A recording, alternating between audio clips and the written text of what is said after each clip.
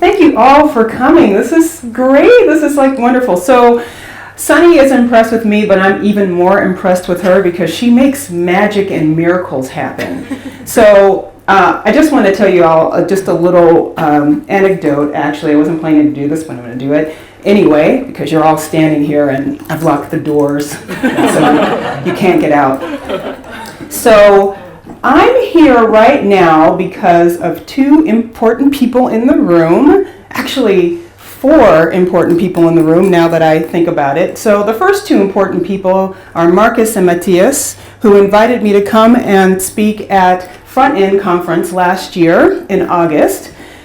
At Front End Conference, I met Gregor, who we had this wonderful day of serendipity together, and he took me over to the hub. And at the hub, Impact Hub Zurich, I was in the bathroom and I saw a little, sorry, it's true, I was in there. And I saw a little flyer on the wall that was advertising Inspire 925. And I was like, oh my God, what is this conference? What is this thing happening? I have to meet this woman who put this together. Oh my God, we've got like all this stuff in common. And so, speaking of serendipity, we were back at the hub the next day, and I was telling Gregor, I was like, Gregor, I have to meet this woman, Sunny. I have to meet her. We have to find her. How are we going to find her? I'm going to take these off because they're making a lot of noise. So, see, it's better now, right? So I was like, Gregor, how are we going to meet her? He's like, I don't know. So we're sitting like in chairs here. And the room has got people in it and everything. And this guy walks towards Gregor, and he's like, Matt, do you know who Sunny is? Because we're looking for this woman, Sunny Tola, and everything. And this woman sitting next to me goes, I'm Sunny. What? Crazy. So we got to talking, and one thing led to another, and we, let's do an event together. Let's do something about creativity. She's like, it's a great idea. And the next thing you know, you guys are all sitting here. So thank you for coming. Thank you, Marcus and Matthias. Thank you, Gregor. And thank you, Sunny, for putting together something so wonderful. Okay, I'm going to talk about creativity. I mean it. And I the poor woman who's doing the video, I keep walking back and forth. I promised her I was going to try to stay in one place. So I want to talk to you about reviving creativity. Now, Sunny said a lot of really cool things, actually. I love the numbers and the statistics about the employee engagement and all this stuff. And I'm actually, in a lot of ways, the work I do is because I'm working in my own special way, in my own little special corner of the world, to increase employee engagement and to increase people's kind of sense of kind of meaning and connection with their own lives. And I feel like the easiest way to do that in a lot of ways is through creativity and getting in touch with kind of your own creative spark. So let me talk a little bit before that. If you're tweeting, which I'm totally okay with, as long as you don't fall asleep or, start, I don't know, right? Fall asleep? How's that possible? It can happen. If you're going to tweet anything, my Twitter handle is Denise Jacobs. We're Inspire925, and the hashtag that I made up for this is Revive Creativity. So those are pretty easy things to remember. So, hi, I'm Denise, and I'm a creativity evangelist, and you guys can all say, hi, Denise, which is what people do when they go to AA meetings and in the United States, and probably here too, all over the place. So I'm a creativity evangelist, and like Sunny said, my background's actually in the web design and web development industry. I wrote a book on web design. I also used to actually teach web design and web development, and I taught, okay, you guys ready for this? I taught people how to make soap. Like soap that you wash with, like herbal soaps. That's actually how it all got started. I started teaching people how to make herbal soaps, and I was like, this is great. Teaching people is great. I want to teach them to make other things. So I started teaching other classes, and then I was like, maybe I can teach web design and web development, because I was doing that on the side of being a web design project manager. And the next thing you know, I'm in classes teaching people how to make websites in a college. Who knew? But the whole time I was actually realizing, in retrospect, that I was really actually helping people with their creative process, that I was giving them this kind of forum for them to express their creativity, to get in touch with it, to practice it, everything. And so when a job change actually happened for me, not really a job change, more like a layoff. In 2009, the economy was bad. and they were laying people off, and they were like, I'm sorry, you're going to have to stop doing this project management job that you hate. And I was like, okay. I wasn't sure if I should like look elated or if I should look really dejected, so I kind of just played it neutral. I was like, really? When do I need to clean my desk out? They're like, today. And I was like, all right. So then I started on the path of doing what I'm doing now. Because I realized, because of my own experience, because of the industry that I worked in and everything, that creativity is critical. And that's why it's important to me. And actually, Sunny's not the only one with numbers. I got numbers too, okay? I can do that too. So Time Magazine actually did a poll. I don't know how many people they polled, but like a whole lot. And they found that out of all of the qualities that people valued with people that they worked with, that 94%, the highest number, valued creativity in others. And I'm like, that's pretty serious. Not only that, but they discovered that, well, they said that creativity is important for 91% of people in their personal life and for 83% of people in their work life. That's pretty important. CEOs need to be creative. Everybody needs to be creative. So then that begs the question, and you guys have to participate. She's nodding yes. She's going to raise her hand. So first question then, very important. How many of you here feel like you're creative? Okay, great. Then that begs the next question. How many of you here feel like you're not creative? Okay. Oh, wait. The first important question. Why? Why for both? So for the people who felt that they're creative, anybody want to venture an answer why you feel like you're creative? Okay, now this is the participation part. Hit it. I play bass. Oh, go on, girl. Okay, great. So she makes music. Who else? Yes. I write stories. He writes stories. Who else? This is actually great. Yes. Building a company. Oh yeah, building a company. Not that both get all. Everybody gets an all, yeah. But I just like that it was different than the creative. And why don't you think you're creative? I work in the back. Okay. Now, I'm sorry, doesn't everybody know that finances take creativity? Right? He's like, no, yeah, or maybe just having to go, being able to show up every day at a bank actually takes some creativity. It takes some connection creativity. Right? See? Okay. And then, of course, then there's the group of people who are like, who's not sure? Anybody who's on the fence, like, I could be creative, I could not be creative, I'm not quite sure. Okay. And I'm not going to ask, why? Why do you say that? Because I don't know. Because he just doesn't know. Great. He's like, I don't know because I don't know, so I don't know. So then that also leads me to the next question. What is creativity? Does anybody want to venture a guess? Don't make me go out there and like point you out, because I will. I'm American, I don't even care. Right? I have no scruples about this sort of thing. We're loud, we're boisterous, we point people out, so you should probably just, suggest yourself. Yes, ma'am. So creativity could be really something like what we stereotypically think of as creative as an artist, a writer, a director, a filmmaker, people like that. Okay. Or creativity could be how you react with people every day. Okay. I like it. That's great. Here's what Sir Ken Robinson says creativity is. Have you all heard of Sir Ken Robinson? Out of Our Minds, great big TED Talk that's gotten like umpteen million views about how schools kill creativity.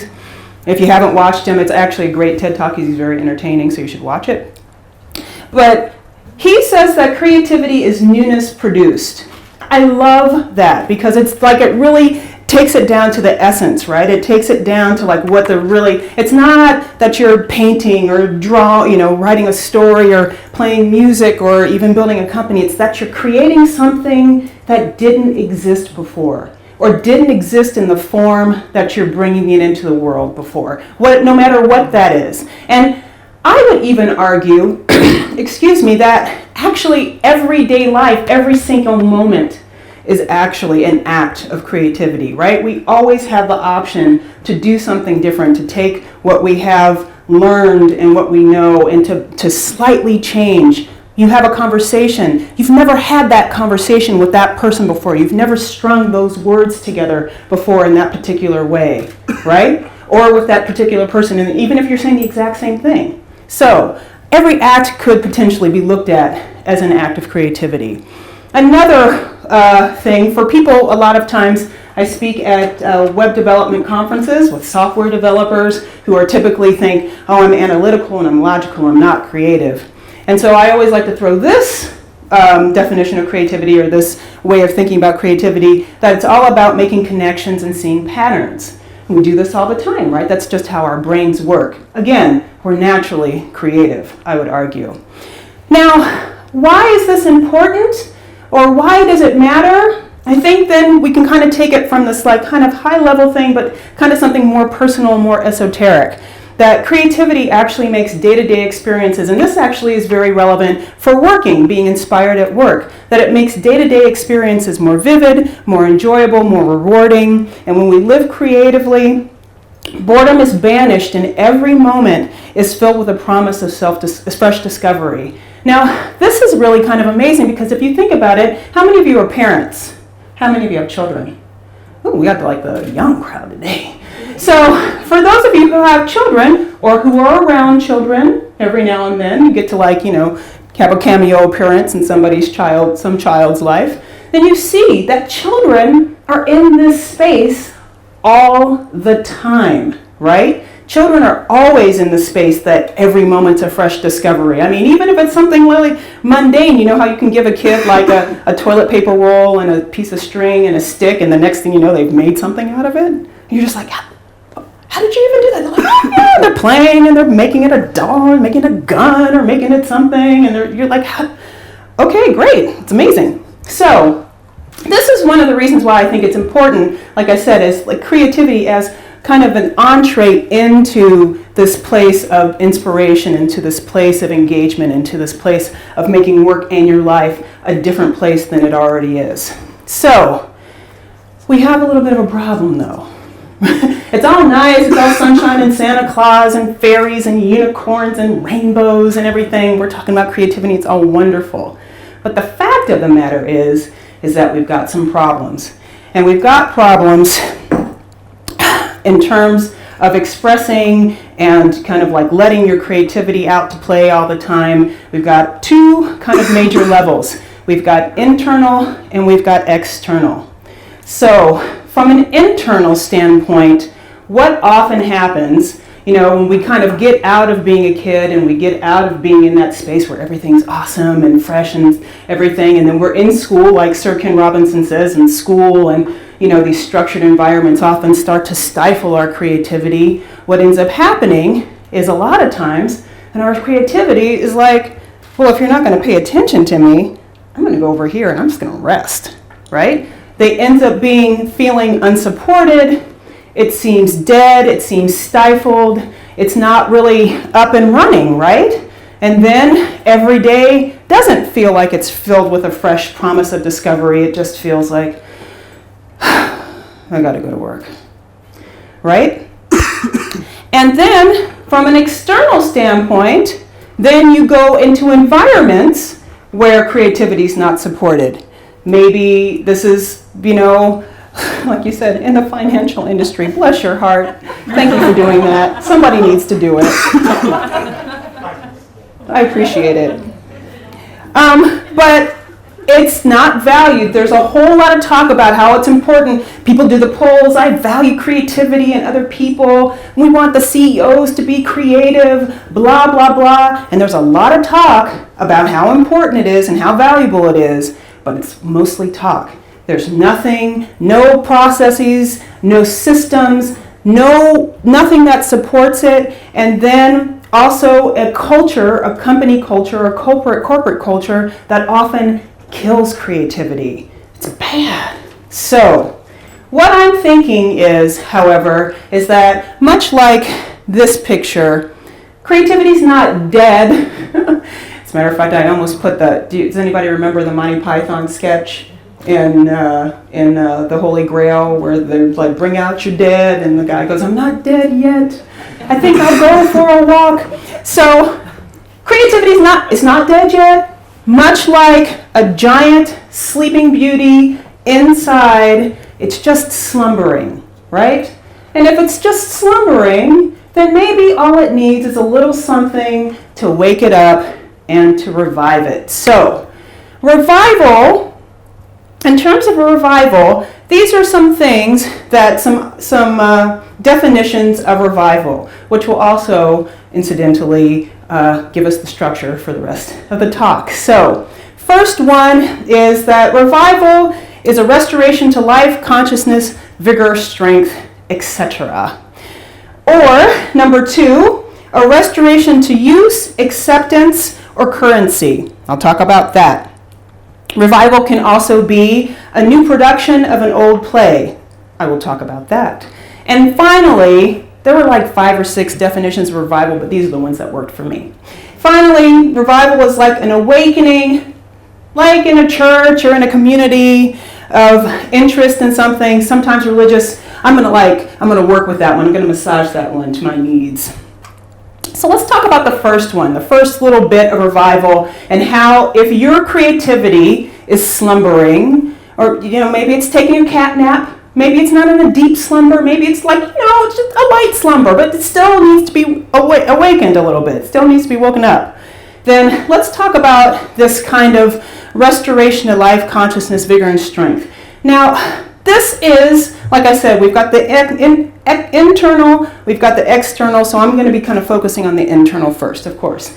Your internal relationship with creativity. Now, here are some questions to ask you. If your creativity is slumbering or taking a cat nap, here are some things that you can think about to kind of get your brain on what might be going on. So, think about your relationship with creativity.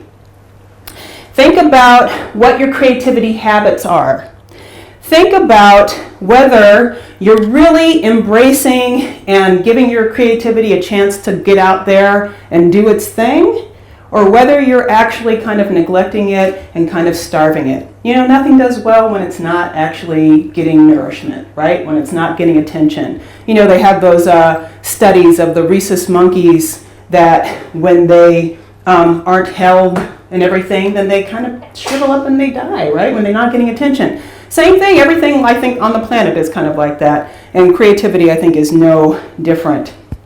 The other thing that you can start thinking about are what are the messages, like kind of the mental messages that you're sending yourself around your creativity, like, I'll do it later, or that's kind of what's like an extravagance, that's not really necessary. That's like this like extra thing, this added on thing, right? Kind of start to think about this. And then also look at your fears around creativity. That's actually one thing that I actually like to focus on a lot, because it turns out that a lot of people end up being afraid of creating, right? They have this thing like, oh my God, there's going to be something like doomsday prophecy, something bad is going to happen. And so I'm going to share with you a couple of ways, or a few different instances, ways that fears around creativity can show up that you may not think are actually fear, but they're kind of like the different guises of fear. So the first one is the inner critic. Have y'all heard of the inner critic? Got a relationship with yours, like it's always sitting down like, hey, how's it going? So let me just tell you why you're so horrible, right? So your inner critic is that inner voice, that inner critical voice. Every time you want to embark upon something, it gives you a long litany of why you're not going to be able to do it. Well, the last time you did that one thing, you tried it and it didn't work, and then, that didn't really go over that well. And, you just never think through things very carefully.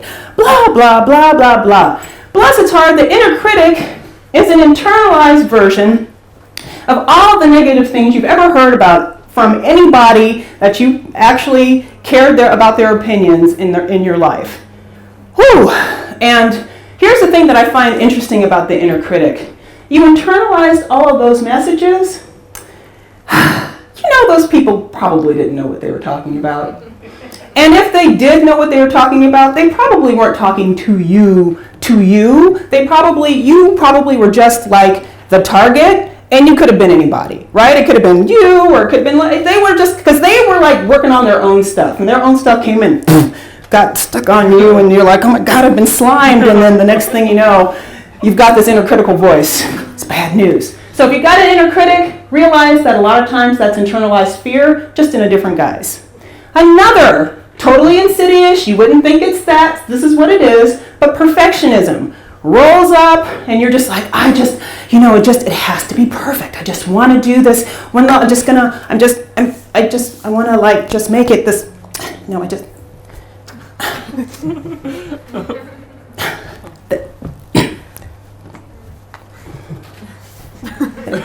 So, if you've got a perfectionist streak, a lot of times that is your fear around creating because you're fearing possibly criticism. If I don't do it absolutely perfectly, somebody's going to roll in here and be like, wow, I can't believe you didn't think it. Horrible, right? If you've got that, know that that's probably a fear around creating. Perfectionism has a twin brother. I like to call them the evil twins. There's like 2 sets of evil twins, and this is one of the sets. It's procrastination. So if you're like, a lot of times, and it works together, right? A lot of times you procrastinate because you want it to be perfect. Why that seems to be this logical, pairing, I'm not sure, but it's what happens. So you want it to be perfect, and you're like, I don't know, I'll just do it tomorrow. And the next thing you know, you got an hour left and you're like slapping it together. And then you haven't done it the way that you want to do it. Now here is the interesting thing, I think, in some ways about all of this. I spoke at a conference last year, and the guy talked about, he was another one of the keynoters, and he talked about terrorism. And he talked about the way terrorism works is that the terrorists do one big thing that totally engages with everybody's fear, with a popular fear. Once they've done the one thing, they don't have to do anything more. They just drop the mic, and they're out. They're done, because what happens is that the people, the population, they end up just taking their own fears and their own paranoia and perpetuating it. So, perfect example, United States, my home place. After 9/11, everybody went crazy, and I mean really crazy. It was horrible. I'm glad if you weren't there, if you weren't flying through the United States or anything, it's a good thing, because there are a few of you in the room who would have gotten stopped, or people would have been on the airplane like, I think he's like would have stopped the flight crew and said, that guy looks suspicious. It's like, that guy was like born down the street from you, right? Like he is no more suspicious than anybody else. People went crazy, and they took that fear that there was this external thing that was going to come down upon them, and then they created it and they just perpetuated it themselves.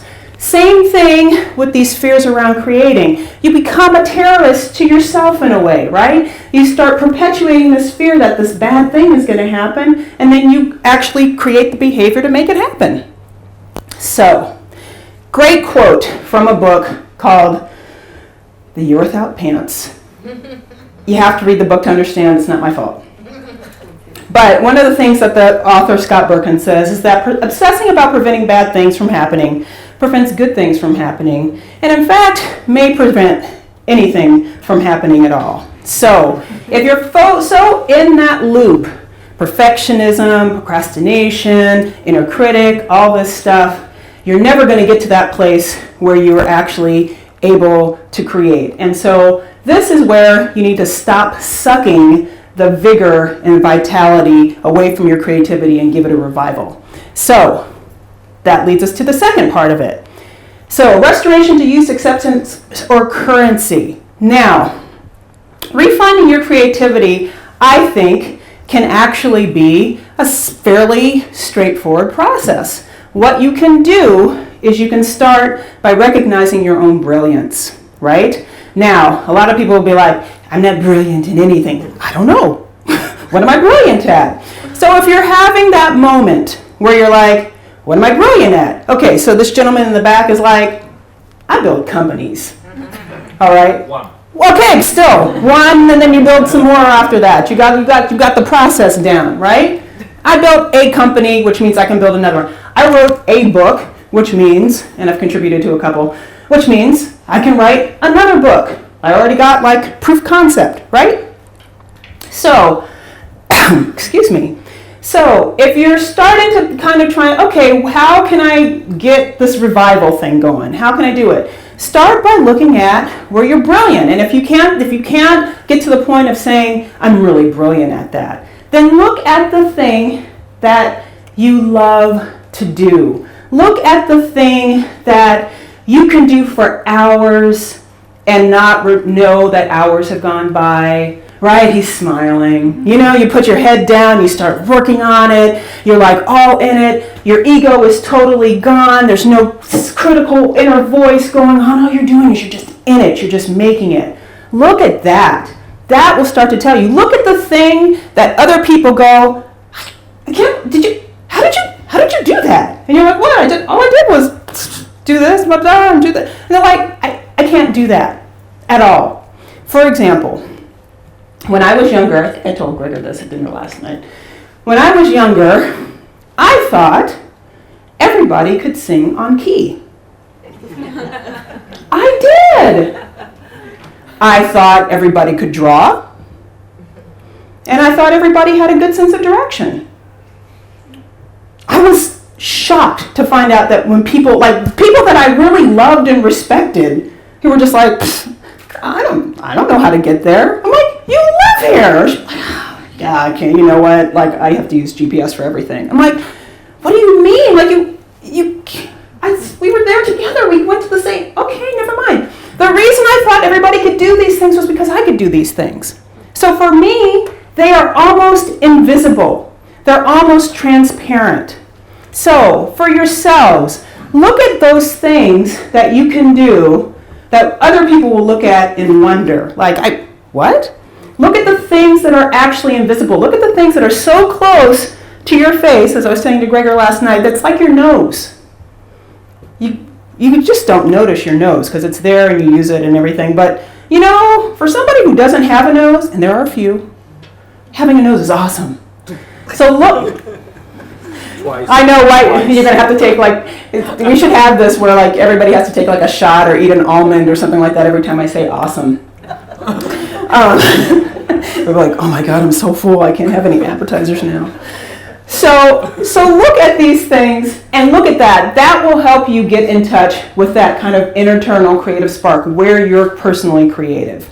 Here's the other thing. Here's the caveat here. Do not try to focus on your weaknesses. Do not try to make yourself stronger in a place where you're not strong, don't care, don't like it. And you know why? Because it has been found, Tom Rath in the Strengths Finder 2.0 book shared that if you try to focus on improving someplace where you're weak and you're not interested, you will only improve by 10 or 15%. Whereas if you try to improve upon something that you're really interested in, that you have infinite amounts of curiosity and interest in, that sparks your creativity, sparks ideas, your capacity to get better at that is almost unlimited. I'm just saying. It's not me, it's Tom Rath. I'm just saying. And the other thing is that means that you can show yourself a little bit of respect. You can channel your internal Aretha Franklin. Everybody has one. Just because you don't know she's there doesn't mean she's not there. That you can channel your inner Aretha Franklin and that you can give yourself some respect and start giving your creativity some respect. Which leads me to the third thing. A new production of an old play. So, the way I interpreted this for my own needs is basically about habits. Now, in a lot of cases, I feel like creativity is a skill, right? Creativity is actually about practicing skills that we have and making them habitualized behavior. So, and it's also kind of a skill of thinking about something in a certain way and knowing that you're going to be able to solve a problem, right? And come up with a solution that you haven't come up with before, that somebody else hasn't come up with before. And so if that's the case, then let's think about these new ways we can do these old behaviors and basically start setting up a whole new set of skills. So the first one, and this is still internal, but this actually starts to bleed into the external and how you deal with other people. But one of the things that I recommend that you do is to start to speak up. Once you get in touch with those places where you're brilliant, once you get in touch with those things that you absolutely love to do, and that frankly, you would do if somebody didn't pay you, you would do it, right? Like, I was talking to Chris the other day, yesterday when we were talking about our talk topics, and he was like, wow, it just seems like, trying to do what you're doing and starting off on your own, that would just take like a lot of discipline. And I was like, yeah, you know what? Like, I get up every morning and I work, whether I know there's money coming in or not, because I love doing this. I love it. And every time I think about not doing this, I get really sad and teary. I know I can't not do this, right? So speak up and start to insinuate yourself into situations where you can actually actively build and use and show and display those skills that you have, and those places where you're brilliant. Okay? Because that will start stimulating that creativity and start helping you feel confident about it.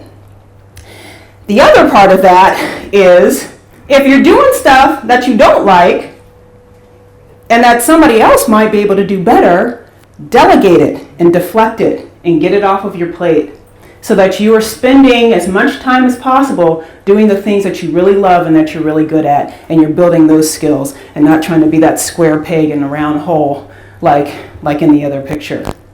Another practice is to capture all of your ideas. And when I say all of your ideas, I'm like, yes, I mean all of them. Anytime you have an inkling for something, anytime you have a hunch, anytime you have something run through your head and you're like, oh, that's really interesting, write it down, capture it. I don't care how you do it.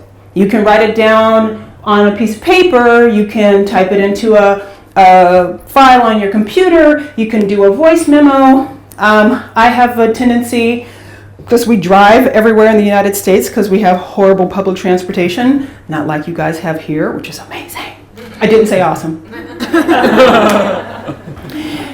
But because we drive so much in certain places, in Miami we have to drive everywhere, I get a lot of ideas when I'm driving. And obviously can't write it down so well, so what I do is I grab my phone and I use the voice memo. And I capture a voice memo. Or sometimes if I'm trying to think through something, I also have found out that I ideate better when I talk. I know you guys are really surprised by this because I'm so quiet, I'm not very talkative. I know, it's true.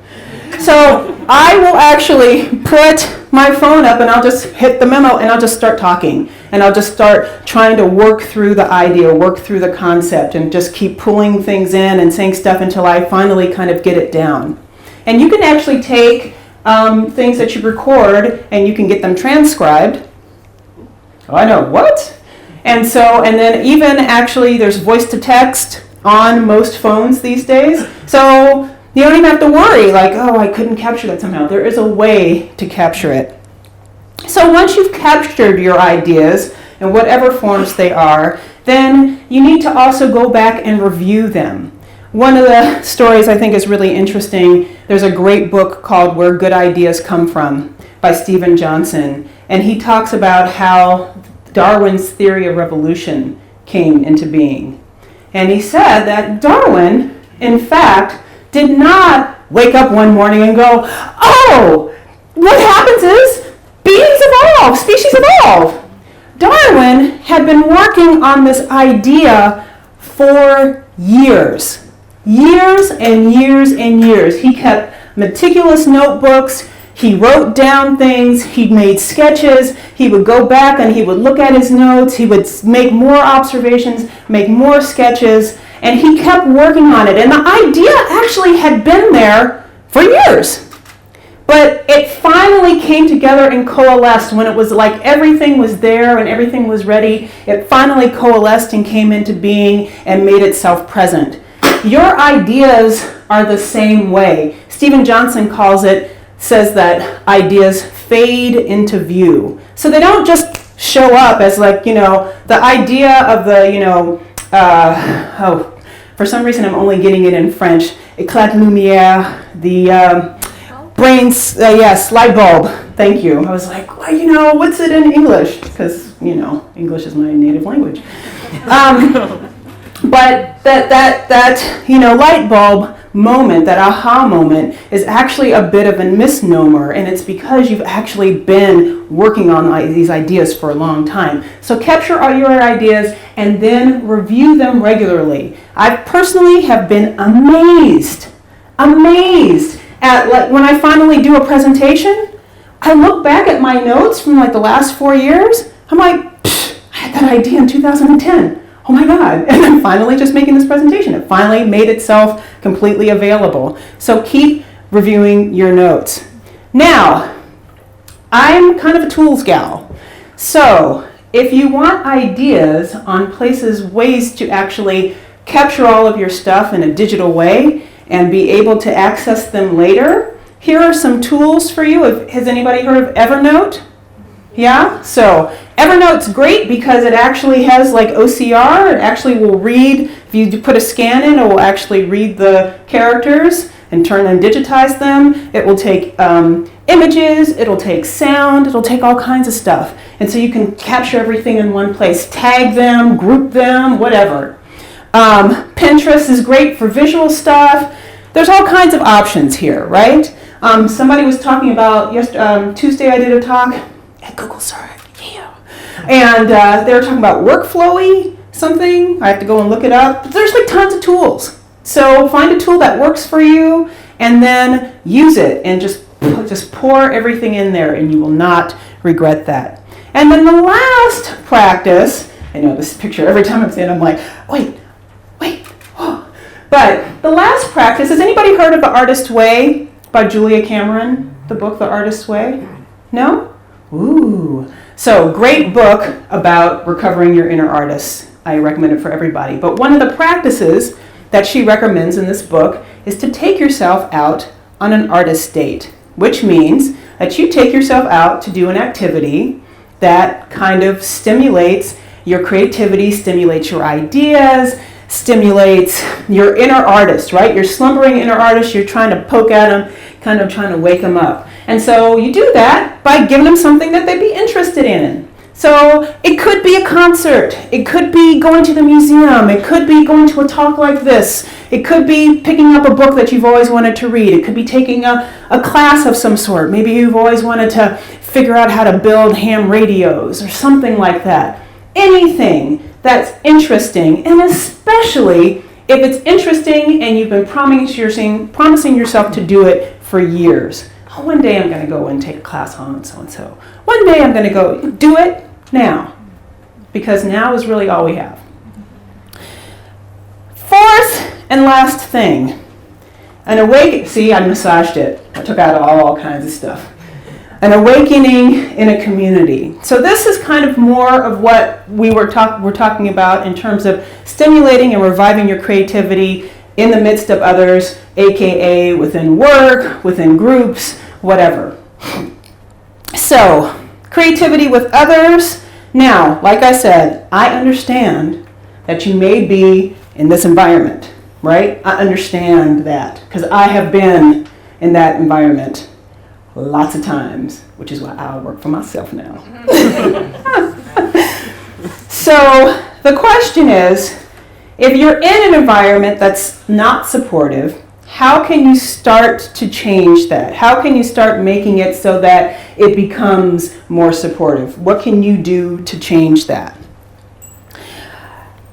So David Kelly, who is a founder of the design thinking and all kinds of innovation firm IDEO over in the Bay Area in California, he has this great quote, which he says, "Getting to people together is easy, but having a culture of getting them to be good at building upon each other's ideas is hard." So I'm going to talk about a couple of ways to make that a little easier. The first thing that I highly, highly recommend is to escape your silo. In other words, get out of the environment that you're always in. If you're at work and you're like an accountant You're probably always sitting with the accountant, which means you never get to talk to the marketing people. You never get to talk to the IT people. You never get to talk to the I don't know who else, HR people. Maybe you should start trying to talk to other people within your company. Now, here's an interesting thing. Steve Jobs, when he designed the Pixar offices for Pixar Studios, what he did, and sorry, I have to talk about bathrooms again. What he did was he made the bathrooms central. So all of the offices came in and spilled into the central location, and that's where the bathrooms were, and that's where also like the kitchenettes and things were. Why? Because that meant that people were forced, people who were far apart working in different groups were forced to actually come together and meet each other at some point. And what would end up happening is that people would start having conversations, they'd start sharing ideas, and the next thing you know, people can actually share ideas and come up with different solutions and really stimulate their creativity, just like Sunny was talking about. The other thing is that you want to try kind of similarly, but in a different way. You want to really make an effort. So that could be at work, but let's say like outside of work, you want to really make an effort to immerse yourself in diverse environments. And so I always recommend, this is great because this is kind of like a pan industry type of thing. You could be from any kind of industry and being here. So this is actually a prime example in the Prime Tower. It's not lost on me. But you can actually make an effort to try to go to networkers of industries other than yours. So if you're always hanging out with web design people or web development people, go and try to hang out with zoologists. It might be interesting. If you're an accountant, go and talk to a marketing person. The end thing that ends up happening is that you start sharing ideas. First of all, you start hearing things that you're like, whoa, wow, that's like crazy. I never thought of that. That's really interesting information. And then you also, because this is the way our brains work, you start taking that information, you start making connections between what you already know. And you might end up finding that the thing that these people are talking about at the zoology convention, it can happen. The thing that they're talking about might directly relate to some problem, some issue that you're trying to solve. It just might be like this one little thing that somebody says, and you're like, oh, wait, and you put all these things together, your brain starts firing, and new connections start being made. Creativity, by the way, on a neurological level. And the next thing you know, you've got this idea, which you never would have gotten if you had sat around with a bunch of people who all talk about the same thing all the time, right? And then, kind of one of the last things here is to really commit to nurturing the creativity of others. So you're working on your own internal creative game. You're thinking about all of your like mixed messages and everything. You're trying to revive your creativity, going out on artist dates, all this stuff, right? It's great. But then you don't want it to just stop with you. You want it to actually go out beyond you, to start actually helping other people get in touch with their creativity too.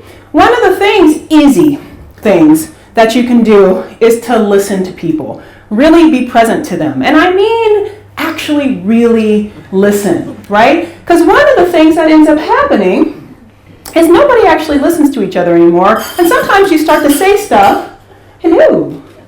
Hi. And sometimes you start to say things almost with the idea that they're not going to be paying attention, right? What if it's something pressing? What if it's a really important idea? What if it's something that's really important to you? If you pay other people the kind of respect that you want to get, you will get it back from them. So listening to somebody, showing up, being very present, a lot of times that will help, especially if they're sharing an idea, especially if they're sharing something that they're passionate about, something that they're interested in, something that shows that their creativity has been sparked. Listen and really take it in and really let them know that they've been heard. The other thing to do is to amplify the ideas of others. So you're all there, you're like 100% listening, really in it, and then they like give you an idea. What if this idea is like really important to them, right? What are you going to say? I don't think that's going to work. kids, okay, how about you try, well, yes, that sounds like, that's a great start. And then you could also do so-and-so. Yes, and you could do this. Yes, and you can do that. Take their idea and build upon it. Show them that you were listening, and also show them that there is a way for them to expand the idea, which will also give them confidence to keep sharing ideas and to keep thinking about things. You won't shoot it out of the sky, right? The thing is that you want to make them, if they're a coworker, this works great at work. If they're a coworker or whatever, you're in a meeting and somebody you know how hard it is to share an idea in a meeting, right? Everybody's there. Nobody wants to be in the meeting. Nobody wants to be in the meeting. Everybody's there, and then it's always the people who are the extroverts who are going to just talk about everything all the time because that's what they do, who share the idea, and then maybe one time the one person who always has great ideas but never shares them speaks up, has said something, and then somebody else is threatened by what they say, and they're I'm going to jump on it. Whoa, time out. Give that person something to go with. Yes, that's a great idea, and we can do so-and-so. Make them look good, amplify their idea, and build upon it. And when you do that, you will start to spread some love around, and that your connections and your interactions with your colleagues will actually get stronger, and they'll build more, and that will start to build that kind of shift towards this collaborative environment. Now, you may say to yourself, that's all well and good, but when have you done that? So I'm going to tell you that actually last year I put together, because I work at home and because I'm actually very isolated, and it's kind of sad in some ways, and I need more interaction with people, I want to collaborate more, I actually set up a writing group for 8 weeks, which I called the Power Push Writing Group, and I invited several people who I knew were working on writing an ebook, wanted to write an ebook. So we met once a week, and we shared our ideas, and we shared information, and we read each other's stuff, and we supported and gave each other ideas. It was fantastic. And then afterwards, everybody was like, this was really great. This was helpful. This gave me clarity, and this actually helped me feel like my idea had validity and that I can move forward with it. So that's what I did. So to finish up, because I'm now at 44 minutes and I was not going to talk this long, but I couldn't help it. Good morning. So now we're kind of reviving. It's starting to wake up, kind of starting to stretch and do a little yawn, and the sun's coming in the eyes and everything, and your creativity, hopefully, maybe after doing some of these practices, will start to revive. So I'm thinking it doesn't matter where you start, right? This is not a sequential thing you must do this and then you must do this and then you must do this one. And it's not sequential. They all work together. It's all kind of a very holistic thing. You can start with the stuff internally. You can start with the stuff externally. You can do both together at the same time. It will all work. We'll all get you there. So whether it's by yourself, right? Just your creativity with yourself, or whether it's the creativity sparking and revival with others, it's all good. You will be on the path towards reviving your creativity, and you will be on the path to awakening that wonderful slumbering giant within you. So, just to close, there was a very famous quote attributed to the Japanese admiral on the attack on Pearl Harbor in 1941. And what he said about this was that he feared that all that they had done, that the Imperial Army of Japan, all that they had done was to awaken a slumbering giant and fill it with terrible resolve. Now, I'm going to take that and I'm going to say in stark contrast, on a positive note, with reviving your creativity, instead what we are doing is that we are awakening the slumbering giant and filling it with beautiful creative resolve. So go out, start to wake that slumbering giant so that it wakes up with this beautiful creative resolve. Thank you.